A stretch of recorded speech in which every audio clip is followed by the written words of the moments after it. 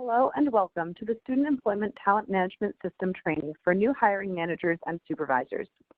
This training will give you an overview of the student employee recruiting and hiring process, as well as tips for onboarding and welcoming your new student employee.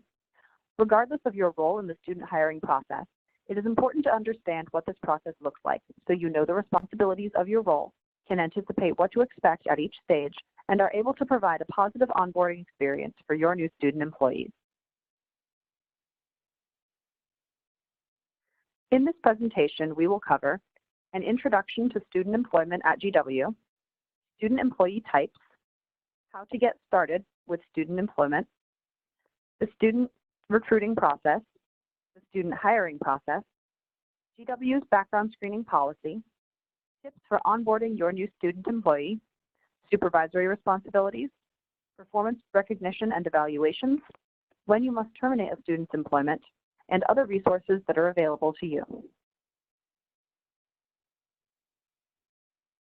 At GW, student employment refers to the recruiting and hiring of federal work study, or W-4, and non-federal work study, or W-1, student positions. Please note, this does not include other employee classes such as GRAs, GAs, and TAs. For other employee types, please speak to either the Office of Graduate Student Assistantships and Fellowships, or HR. For federal work study and non-federal work study positions, student employment manages recruiting, hiring, position management, and paycheck distribution. For federal work study positions only, student employment assists with award monitoring and monthly budget reconciliations. Student employment also provides resources and training opportunities for student employees, hiring managers, supervisors, and any staff who work with student employees. We also manage the off-campus federal work study program, another type of FWS opportunity for students, including time reporting and close monitoring of 500+ student employees. And of course, our favorite time of the year is National Student Employment Week, where we provide fun activities and recognition opportunities for student employees and their supervisors.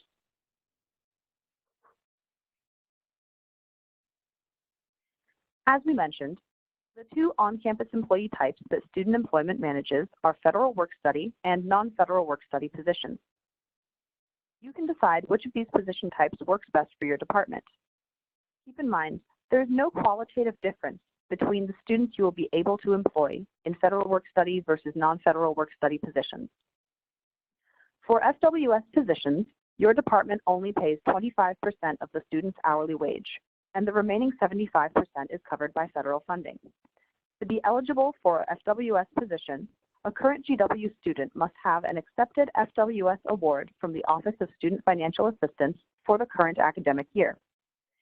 There are limits on the amount they may earn over the academic year based on their FWS award amount, so your department is responsible for helping ensure they do not exceed their earning limit.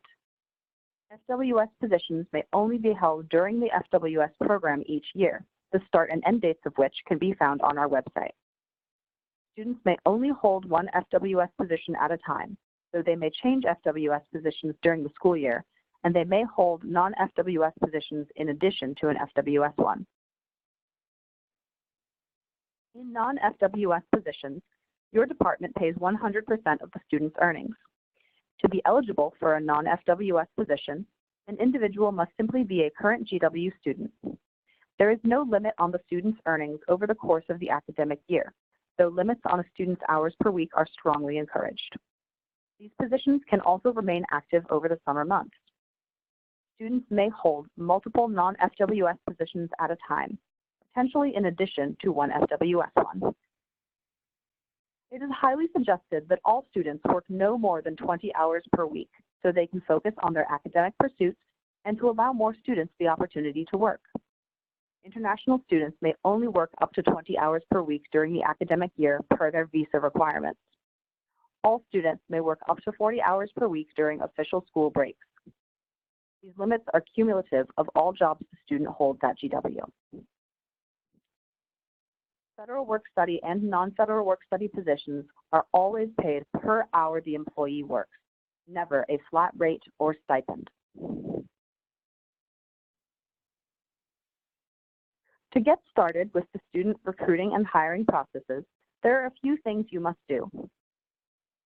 New hiring managers must complete the required training quiz to request access to the Student Employment Talent Management System. You will find the link to take the quiz, which is based off of this video, at the end of the presentation. New supervisors must become familiar with best practices in supervision and management. You can get started via this online presentation, employer resources on our website, and other online resources like LinkedIn Learning. Will you also be a timekeeper for student employees? If so, contact Payroll Services regarding training and access for GW's timekeeping system. Additionally, there are very important laws, regulations, and policies that you must be aware of and follow. It is your responsibility as a manager of student employees to follow student employment's guidance based directly on these regulations to ensure university compliance. Failure to do so can lead to severe financial penalties or loss of funds provided to the university. The Fair Labor Standards Act from the U.S. Department of Labor states that students who perform work that does not directly relate to the institution's program of instruction may be regarded as employees and entitled to minimum wage and overtime, even if they are classified as non-employee graduate or undergraduate assistants. Also, as non-exempt employees, students are to be paid on an hourly basis and must be paid for time actually worked, including required training. Federal work-study regulations from the Department of Education say that federal work-study employees may not work during scheduled class times, cannot displace full-time employees, must have a full-time employee as a supervisor, and that we must have a job description on file for every federal work-study employee. The DC Wage Theft Prevention Amendment Act from the DC Department of Employment Services says that we must provide written notice of employment to all employees, including the name, address, and phone number of the employer, employees' rate and basis of pay with overtime pay rates, and regular pay days in the employee's requested language. The Act also states that non-exempt employees must clock in when beginning and leaving work to record the precise time worked as reported by the employee. All non-exempt employees must be paid at least twice a month on predetermined paydays. You can find GW's paydays off of the bi-weekly payroll calendar on Payroll Services website. Now let's talk about recruiting student employees. Before you start, review student employment standard position titles and descriptions. All student positions are categorized using these standards. If you're having trouble figuring out which standard title or description is right for the position you have in mind, email us at gwse@gwu.edu for assistance. You can always find the most up-to-date standard job titles and descriptions, along with the correlating wage matrix, on our Employer Resources page. Using the Student Employment Talent Management System, submit proposed position details to student employment. This is the first step to recruiting student employees. Afterward, wait for student employment to review the information and either approve or deny your request. If approved, your posting will go live for applications as requested. If denied, make the requested changes or provide clarification as requested by student employment, then resubmit your request for approval.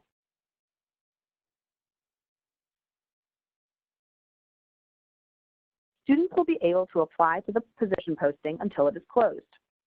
A posting will close when the requested end date of the posting is reached, or the posting accrues the maximum allowed number of applicants. Student postings may accrue 30 applicants, plus 10 additional applicants for each additional opening. For example, if you intend to hire 2 students for a particular role, your posting will have a maximum of 40 applicants. Once the posting is closed, review applications carefully and interview candidates who may be a fit for the role. You may interview candidates in whatever way works best for you, for example, by phone, Skype, or in person. After you have made a hiring decision and communicated this to your intended new student employee, disposition all applicants. Students will receive an update on their application status along with resources to help them continue their search if necessary. Do you already have a student in mind that you would like to hire for a student employment position? That's great. However, you still need to follow the position posting process described on the previous slide. The reason for this is that student employment still needs to review and approve the proposed position details before you can formally offer a student the position. Here are some recruiting tips. When creating a student employee posting, write a detailed position summary. This will help your posting stand out and get students excited about the opportunity to apply. You can also ask previous student employees for recommendations or referrals, as they often have the best connections at GW. Additionally, advertise your position in department newsletters, on social media accounts, and through word of mouth. If you're having trouble filling a position, contact Student Employment for assistance.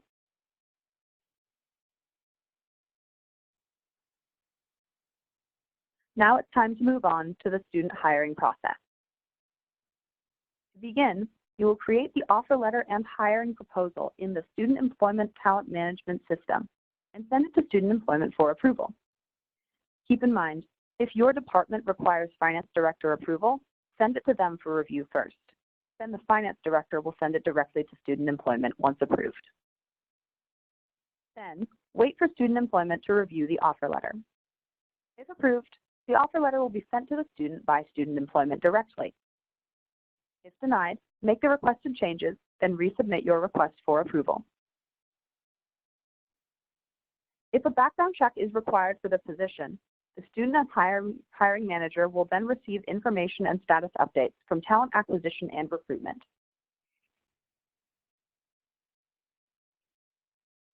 Once the background check is passed, the student and hiring manager will receive further instructions about required pre-hire paperwork. All students will need to complete an I-9, tax forms, and direct deposit form if it is their first time working at the university. Students under 18 will need to complete a DC work permit and submit it to Student Employment for processing. International students will receive information on getting a Social Security card, which should be started immediately but can be completed later. After this, wait. Student employees are not authorized to begin working before you have been notified by Student Employment that their hiring process is complete. You can track the progress of each student's hiring process using the Student Employment Talent Management System. Finally, the hiring manager, supervisor, and student will all receive notification when the student is fully hired and allowed to start working. Please remember, no work or required training may occur before this point under any circumstances.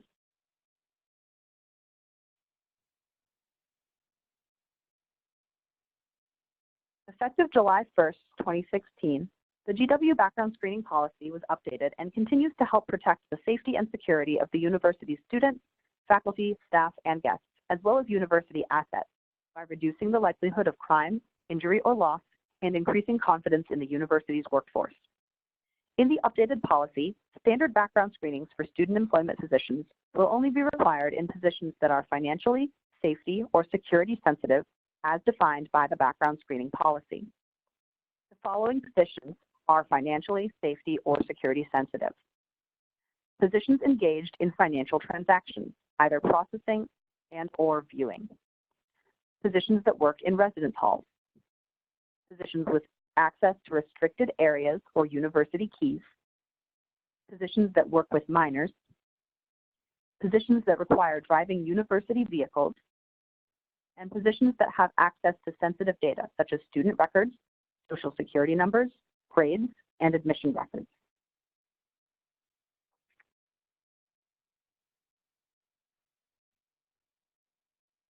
Let's talk about how to onboard your new student employee once they are cleared to begin working with you. When onboarding a new student employee, think about what actions you would take for any new member to the department. We suggest at least the following. Send welcome emails to introduce the new employee to their other staff. Introduce the student to the timekeeper and other members of the team. Talk about the department's goals and how the student's work aligns with them. Have the technology and resources they will need to perform their job available when they start. Talk to them about departmental policy and procedures. And require FERPA training via Skillport. The document on this slide is available for download from the resources page of our website. In addition to staying in compliance with laws, regulations, and GW policies as previously discussed, supervisors also have responsibilities related to the day-to-day work of their staff. This graphic shows the qualities of a successful supervisor. Provide quality training by giving the student all the information they need to succeed. Training should be provided on a continuous basis, not only during the start of employment. Set clear expectations for your student employees from day one. For many students, this will be their first experience working in a professional setting. It is your responsibility to teach them what professionalism is. Share the goals of the office. Work will be more meaningful when the student understands the purpose of their work and how it fits into the success of the department as a whole. Teach through example. Model the work habits that you would expect from your student employee. Give feedback and appreciation. Address performance issues quickly and give recognition for good work. Daily thank yous and compliments on great work go a long way toward employee satisfaction and performance. Be a mentor. Help students understand how their student position connects to their academic and future career goals.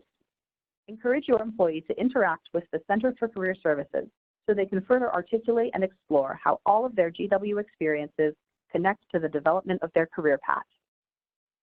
Lastly, be flexible.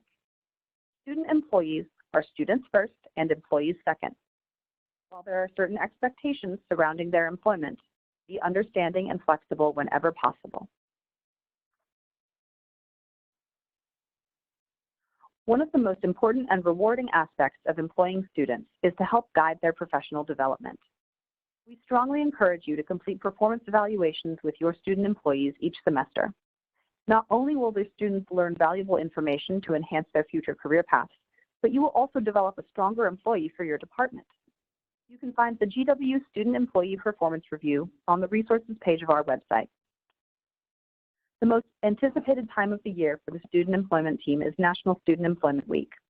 This recognition event is celebrated by universities across the U.S. and is an important time to recognize the amazing contributions that GW student staff make to the university and the surrounding community. Look for emails and newsletters that let you know how you can celebrate the excellent work of our student staff, and consider nominating an especially wonderful student employee for the Student Employee of the Year Award. In addition to these big picture forms of gratitude and thankfulness, a simple thank you can go a long way toward making student employees feel appreciated and valued in their work.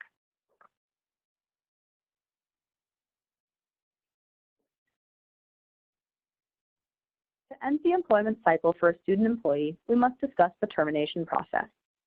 Whenever a student employee is no longer working in a position, for whatever reason, their position must be officially terminated. Failure to formally terminate a student employee creates confusion surrounding their employment record. This can lead to issues with time reporting and payment in your department, as well as issues for the student's future professional positions.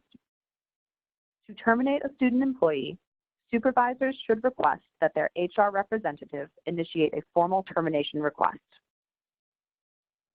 You must request position termination from your HR representative when the employee is no longer working for your department for any reason, the student employee has run out of federal work-study funds for the current academic year, the student employee leaves to study abroad, or the student employee graduates. Student employment will only terminate automatically in the following cases. The student employee has not earned a paycheck in 4 or more months. The student employee has run out or exceeded federal work-study funds for the current academic year, or the federal work-study program ends for the year.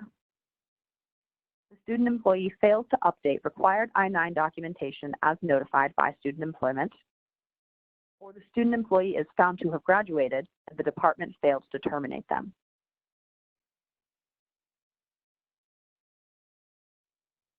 We acknowledge that there is a lot to learn about being a new hiring manager or supervisor for student employees, but you have a multitude of resources available to you to ensure your success. Student employment continues to add and make improvements to our online resources. Please review the employer manual and other important hiring documents that are available online. We also have a monthly newsletter full of important information that is needed during the year. You can be added to the distribution list by clicking the link in our email signature. Please connect with us on social media as well. We use it to send out tips and job announcements.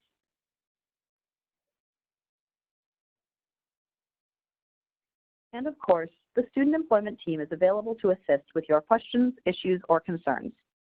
Please don't hesitate to reach out at any time. Thank you for taking the time to attentively watch this presentation.